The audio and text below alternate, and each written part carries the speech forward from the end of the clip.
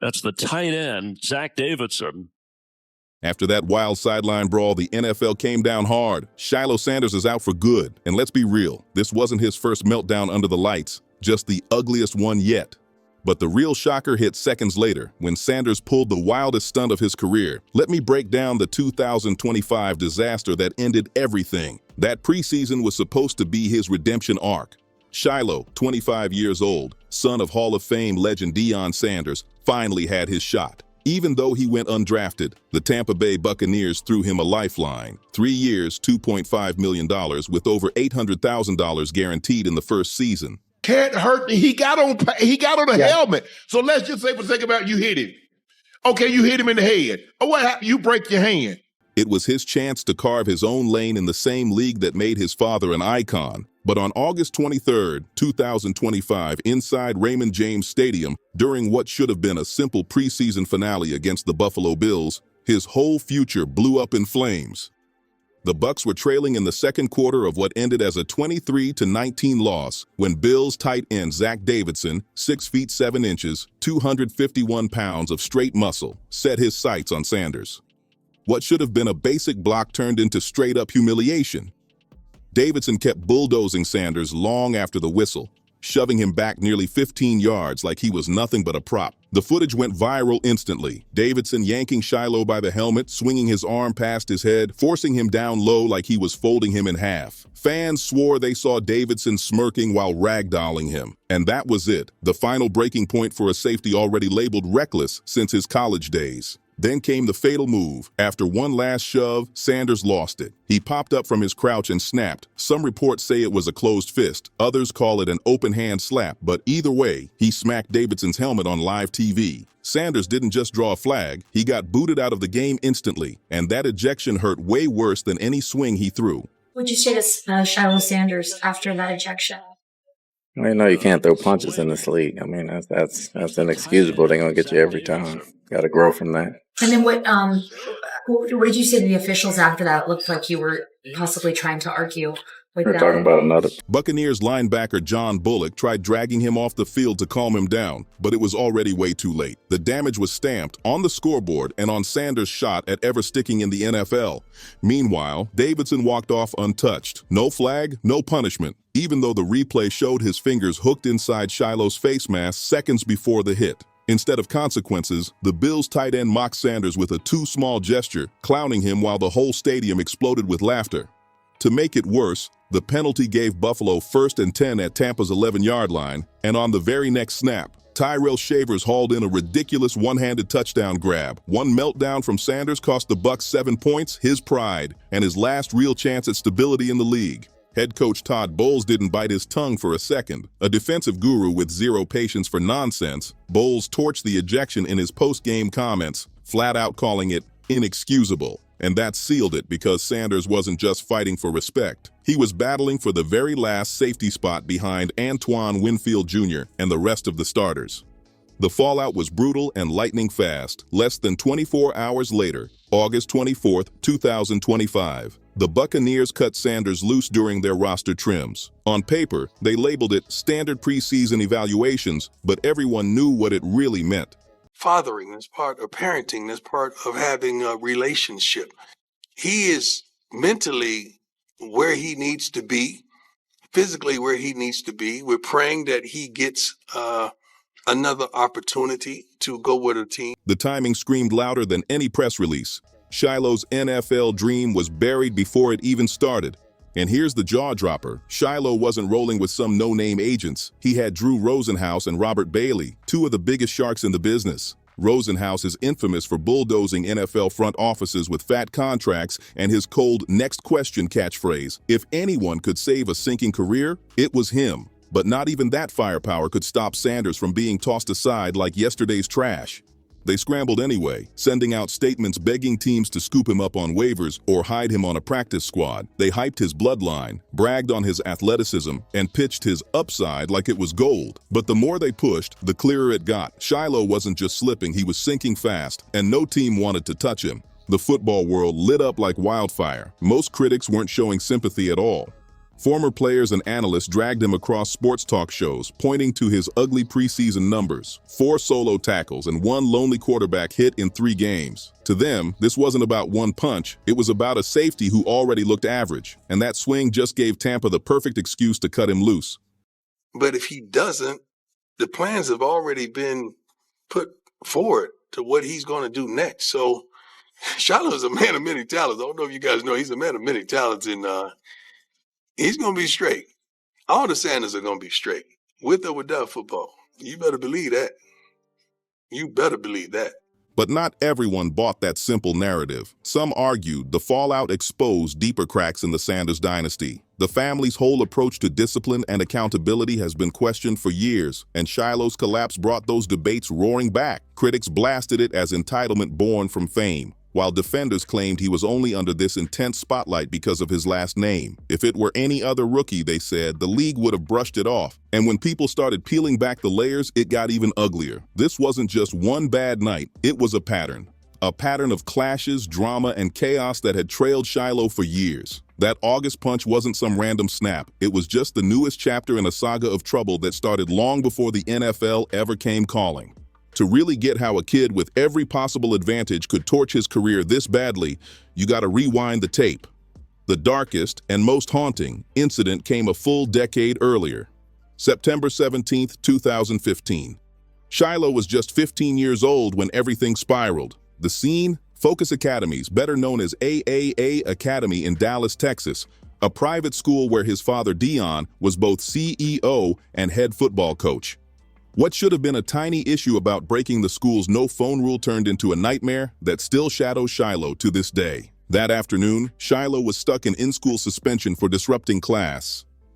Instead of laying low, he pulled out his phone to text his mom, Shedeur Sanders, in the middle of his parents' nasty divorce. When security guard John Derone, a 48-year-old former ballplayer, stepped in to confiscate the phone under Dion's orders, everything went completely off the rails. Witnesses say Shilo snapped, and the aftermath was catastrophic. Security guard John Derone had to be rushed out in an ambulance, diagnosed with a broken neck, severe spinal damage, permanent neurological issues, and even irreversible incontinence. Doctors were forced to fuse 5 levels of his spine together just to stabilize him. Since then, he's been living off disability checks, stuck in constant treatments, and facing the threat of more surgeries down the line, all because he enforced school rules at the request of Shilo's own father. And talking to my agent, and we're waiting on the next opportunity. If that's an NFL, cool. But God's blessed me with a lot of talents to do other things other than play football, you know? And I feel like in every athlete's life, it becomes a point to where Investigators ripped the case apart, and every layer made Shilo look worse. 4 out of 5 rulings pinned him as responsible. Then came the bombshell in 2022 when a Texas court flat-out ruled. On September 17, 2015, Shilo Sanders did in fact cause physical harm and injuries to John Derone, and the damages were a foreseeable result of his assault. That's the official record. Black and white, no spin. But instead of taking responsibility, Shilo and his family dragged the case through years of legal stall tactics. When the trial finally hit in March 2022, Shilo didn't even show up, claiming he never got the notice because of an old address and whining he couldn't afford a lawyer. By October 2023, he was drowning in the fallout and tried dodging the storm with a shocking move. Chapter 7: Bankruptcy in Colorado. The world was stunned. This wasn't some broke nobody. His family was wealthy, and his NIL deals were worth over $1.1 million. Yet here he was, begging courts to wipe away debts tied to the 2015 assault case. The filings told the story of just how far he'd go to dodge accountability. At first, he listed $400,000 in assets, then slashed it down to $320,000. That included a $75,000 Mercedes and another $75,000 in jewelry. Critics swore he was hiding real money, funneling earnings into shell companies, and downplaying his NIL haul to escape clean. Derone's attorney wasn't having it. He fought back hard, pointing out the debt came from a willful and malicious injury, the kind bankruptcy law doesn't erase. Things got nastier when receipts surfaced showing Shilo was still living lavish, dropping stacks while crying broke. It made him look reckless, entitled, and desperate all at once. And the violence didn't stop at that old-school hallway. On the field, his reputation followed him like a shadow. At Colorado, he was branded a dirty player. Late hits, cheap shots, and reckless play stacked up. The ugliest moment, October 12, 2024, against Kansas State. Fresh off a broken forearm comeback, he was supposed to redeem himself, but instead, he imploded. He blew coverages, missed tackles, and looked so lost that even his own father, Coach Shedeur Sanders, blasted him publicly as horrible and rusty. But the play that really stuck was yet another brutal late hit, this time on running back DJ Giddens. Fans said it could have ended the man's career. By then, Shilo wasn't just rusty, he was reckless. And the drama didn't end with the whistle. Off the field, his mouth got him into as much trouble as his play. Before the 2023 Oregon game, cameras caught him jawing at opponents, yelling, "I'll beat the damn out of every one of you and your coach," a chilling threat, especially given his history of real violence. But the deeper you dig, the clearer it gets. Shilo's downfall didn't start with football. It started at home. He grew up in pure chaos. Shedeur and Shilo Sanders went through one of the nastiest divorces celebrity culture had ever seen. Public blow-ups, ugly custody wars, and domestic violence allegations turned their household into a battleground. Back in 2012, the family chaos exploded in full view. Shilo Sanders was arrested for allegedly attacking Shedeur inside their Prosper, Texas mansion, with the 12-year-old Shilo caught right in the middle of it. Court documents from their ugly divorce painted a war zone, both parents hurling accusations, both questioning the other's ability to raise kids. For Shilo, dysfunction wasn't something he witnessed, it was something he absorbed. But to really grasp why that August 2025 punch became the tipping point, you have to rewind to his golden beginnings, the privilege, the pressure, and the destiny he was born into. Shilo Sanders wasn't just any kid. He was born February 9, 2000, into one of the most famous dynasties in sports.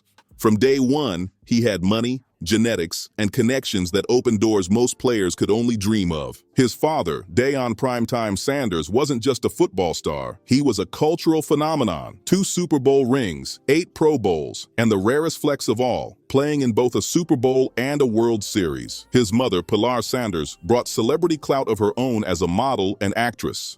Shilo was raised in the spotlight, where greatness wasn't optional, it was demanded. In Dallas, the Sanders home revolved around sports, achievements were currency, and Shedeur turned the family brand into a show, bragging online about athletic feats, even ranking Father's Day gifts with his trademark swagger. From the jump, Shilo was being groomed for greatness. He even dabbled in music and beat making, showing off versatility. But the real weight pressed on the football field, where everyone expected the son of prime time to live up to the legend. At Trinity Christian High School in Cedar Hill, Texas, Shilo wasn't just another kid in pads. He was Prime Time Jr. With Shedeur himself calling plays as offensive coordinator, Shilo had the spotlight locked on him every Friday night, and he delivered, lining up at safety, wideout, punt returner, and kick returner. The numbers told the story of a rising star: 24 tackles, 5 interceptions, a fumble recovery on defense, plus 13 catches for 199 yards and 3 touchdowns on offense. His senior year highlight reel was insane. 2 kickoff returns taken straight to the house, flashing that same electrifying burst that once made his father untouchable.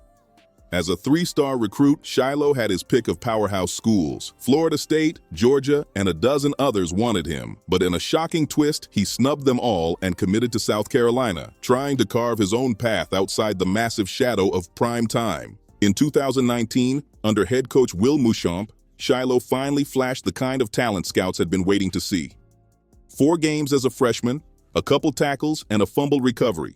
Small steps, but enough to hint at potential. By 2020, the COVID-shortened season, he broke out with 9 games, 4 starts, 32 tackles, and a monster 10-tackle performance in a shocking upset over Auburn. It looked like the Sanders heir was rising fast, but the cracks were already creeping in. After just 2 years, Shilo bolted into the transfer portal, fueling whispers about restlessness, entitlement, and sky-high expectations he couldn't live up to.